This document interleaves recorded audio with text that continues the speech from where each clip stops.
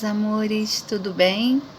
Então, hoje em língua portuguesa nós vamos falar sobre ambiguidade, predicado verbal e predicado nominal. Em ortografia nós vamos falar sobre ambiguidade. Na aula anterior nós falamos sobre polissemia, que é a mesma palavra, mas em qualquer circunstância, em qualquer contexto, ela muda, né? Dependendo da frase em que ela está. Por exemplo, anda, que até dei alguns exemplos para vocês. Então, hoje eu vou falar sobre ambiguidade. Ambiguidade é assim, você fala a frase, mas o sentido, ela não te dá um sentido exato. Dependendo das circunstâncias, ela pode dizer que é uma coisa, mas na realidade é outra. Por exemplo, família muda, vem de tudo. O que dá a entender aqui? Que a família é muda, né? Não fala. E vem de tudo. Agora eu vou perguntar a vocês: a família é muda ou está de mudança? Então, como deveria ser essa frase? Família vem de tudo. Motivo, mudança, né? Porque dá a entender o quê? Que a família está muda e vem de tudo. Mas, na realidade, a família está de mudança e motivo está vendendo tudo. Por isso que ela está vendendo tudo, certo? Família vende tudo e o motivo é o quê? A mudança. Outro exemplo aqui. Mantenha seu cão fora dos jardins e recolha suas fezes. Dá a entender o quê? Que o cão está no jardim, mas as fezes é de quem que vai recolher? Do cão ou suas? Então, mantenha o seu cão fora dos jardins e recolha as fezes dele. É o certo, não é? Então, o porquê dessas frases não serem claras ou permitirem mais de uma interpretação? Esses exemplos das frases faz a linguagem ambiguidade. Porque ela dá a entender uma coisa, mas na realidade você quer dizer outra. Outro exemplo aqui que eu trouxe para vocês. Por fim, levou o filho para o seu quarto. Por fim, levou o filho para o seu quarto. Dá a entender o quê? Que ele está levando o filho para o quarto dele ou para o quarto dela, não é? Não está claro de quem é o quarto. Pode ser o quarto do filho ou pode ser o seu próprio quarto, né? Então, poderia ter dito: por fim, pegou o filho e levou o próprio para o seu quarto. Certo? Então, aqui está assim: por fim, levou o filho para o seu quarto. Parece que é o quê? O quarto da pessoa que está levando, certo? A próxima. Exigiu o dinheiro do marido. O dinheiro é do marido ou apenas estava com ele? E aí, gente, o que vocês sugerem? O dinheiro é do marido ou de quem está pedindo dinheiro? Então, isso aqui são frases de ambiguidades. Vamos lá no nosso livro agora. Ambiguidade. Leia uma anedotinha do bichinho da maçã. O treinador escalou o time inteiro. Distribuiu camisas e determinou funções e posições. Só se esqueceu do jogador molenga, desajeitado e ruim de bola, que perguntou com a voz mole: e eu? Vou jogar de quê? E o treinador respondeu prontamente: você vai jogar de teimoso que é. Note que a fala do jogador, tá aqui, ó, que a fala do jogador pode ser interpretada das seguintes maneiras: eu vou jogar em que função, posição? O que o jogador quis dizer? Por que eu vou jogar bola? O que o treinador entendeu? O treinador interpreta a fala do jogador de acordo com a segunda possibilidade. Por isso, responde a ele: você vai jogar de teimoso que tem o mesmo sentido de você. Vai jogar porque é teimoso. Em língua portuguesa, quando há essa duplicidade de sentidos, ou seja, quando alguns termos ou expressões apresentam mais de uma possibilidade de interpretação, ocorre a ambiguidade. Esse duplo sentido pode ser intencional ou por descuido de quem escreve ou fala. A ambiguidade é um recurso expressivo que ocorre quando uma palavra ou expressão pode ser interpretada de maneiras diferentes. Além de ocorrer em textos humorísticos, como a piada, a ambiguidade pode ser encontrada em propagandas, em manchetes de jornais, em tirinhas e letras de música. Igual ou diferente? Ambiguidade e polissemia são o mesmo recurso expressivo? Vocês vão pesquisar sobre isso. E outra coisa que eu vou pedir a vocês vão pesquisar textos humorísticos, como piada, propaganda, manchete de jornal, e colar no seu caderno essas frases ambíguas. Agora vamos lá para o nosso segundo assunto: predicado.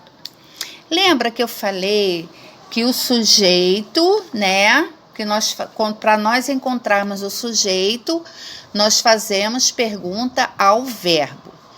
Então, do verbo para frente é o meu predicado.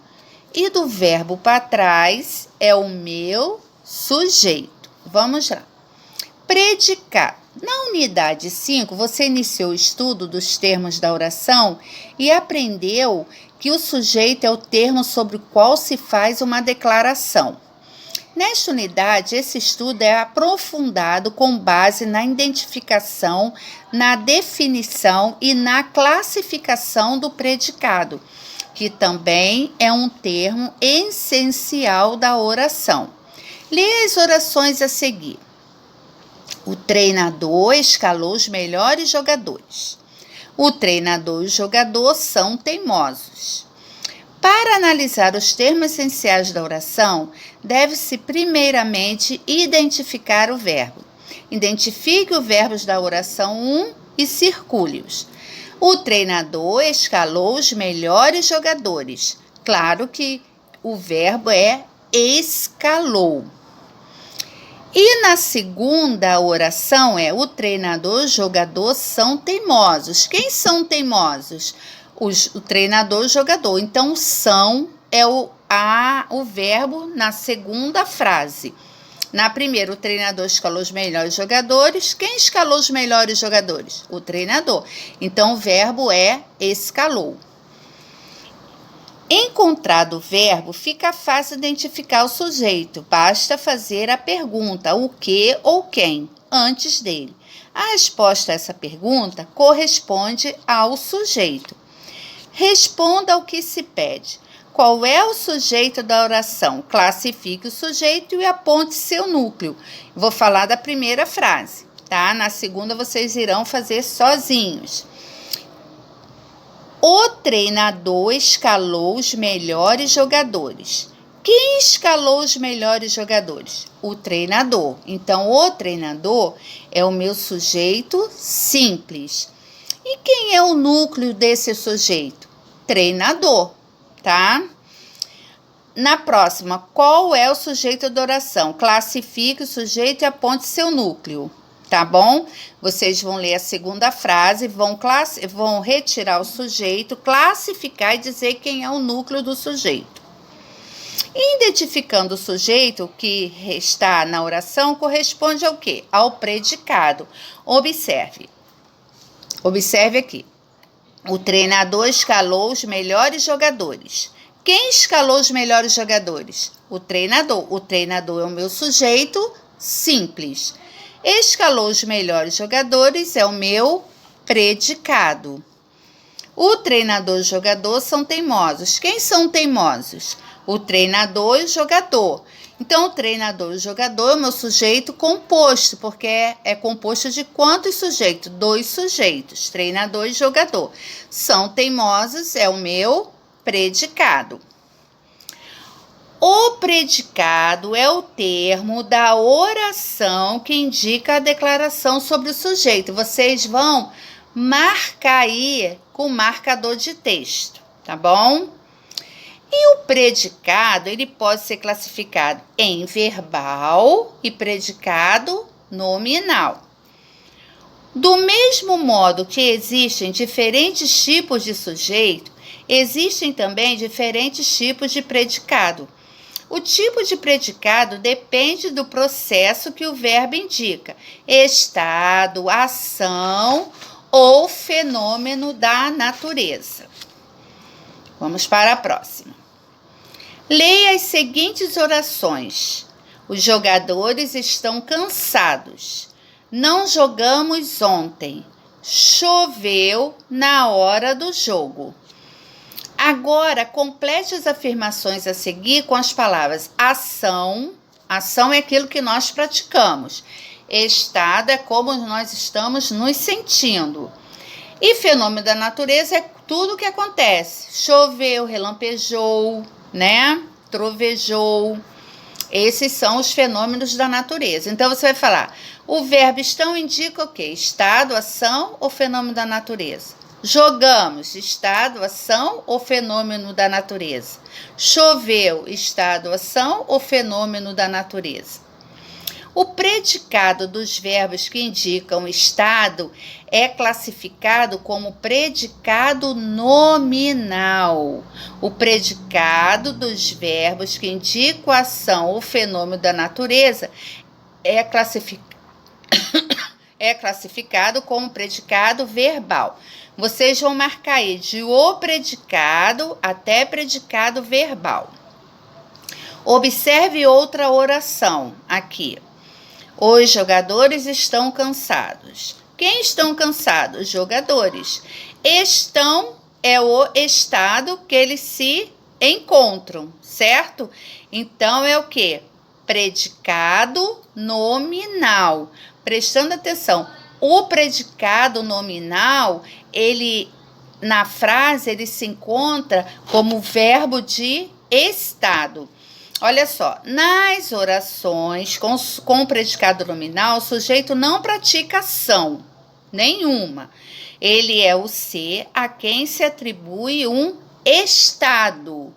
Uma característica, por isso, essas orações apresentam um verbo que indica estado. Olha os principais verbos que indicam estado: ser, estar, ficar, continuar, parecer, permanecer, andar e tornar-se. Eu quero que vocês também marquem com marcador de texto nas orações até tornar-se. Veja agora esta outra oração. Não jogamos ontem. Eu sei quem é que jogou ou não. Pode ser nós, né? Nós não jogamos ontem. Então, o sujeito é dissinencial. Você sabe que ele não está explícito na frase, ele não aparece, né? Então, não jogamos ontem é o meu predicado verbal, porque não aparece o sujeito. Outro caso, oração sem sujeito é quando tem fenômeno da natureza na frase. Por exemplo, choveu na hora do jogo. Choveu não é um fenômeno da natureza? Então, choveu na hora do jogo é o meu predicado verbal. Então, as orações com sujeito desinencial e as orações sem sujeito, que é o caso quando aparece o fenômeno da natureza, são formados apenas pelo predicado. Quero também que vocês marquem isso aí. Desafio. Lá atrás, na página, tem um material de apoio que está escrito assim, página 57. Vocês vão fazer da seguinte maneira, vocês vão colar as figuras e vão escrever do lado, e vão colar do lado se é predicado nominal ou se é predicado verbal.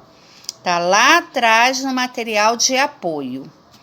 Os verbos, é verdade que os verbos que costumam indicar estado, como estar, ficar, continuar, permanecer, andar, podem em determinados contextos perder essa característica? Geralmente isso acontece quando, em vez de indicarem uma característica do sujeito, esses verbos indicam o lugar em que o sujeito está.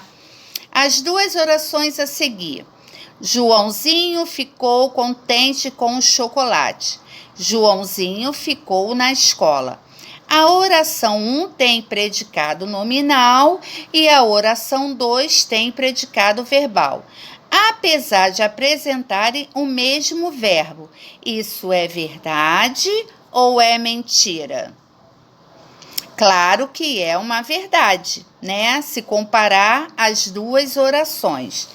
Aí depois vocês vão fazer essas atividades aqui do jogo rápido sobre predicado verbal e predicado nominal. Gente, então a aula de hoje foi sobre ambiguidade em ortografia e predicado verbal e nominal. Qualquer coisa me procure. Até a próxima aula de matemática.